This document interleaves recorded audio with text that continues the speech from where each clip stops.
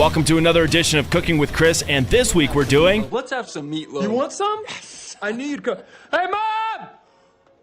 The meatloaf! Delicious meatloaf. Now, there are multiple recipes for meatloaf. We're just going to stick with the basics. So you're going to need at least a pound of ground beef, 1 cup of breadcrumbs, 1 egg, a can of tomato paste, and French onion soup mix. Now, like we said, there are multiple recipes, so if you want to throw in some ground pork, have at it. You can also use tomato soup instead of tomato paste, and a fresh onion instead of the French onion soup.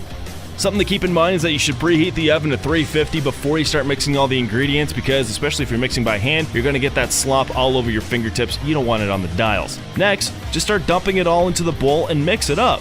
It's that simple. Once you notice that the breadcrumbs, the tomato paste, as well as the egg is no longer visible, then you're good to go. Now, if you happen to be a hoity-toity type, you'll actually have a bread pan. One could only dare to dream to be so lucky, especially in radio. So I got a brownie pan. Coated that thing with some pamphlet, that way it's not going to stick. Dump it all in, smooth it out, and then toss it in the oven for at least an hour. And then you play the waiting game. Let me sleep on it, baby, baby, let me sleep on it.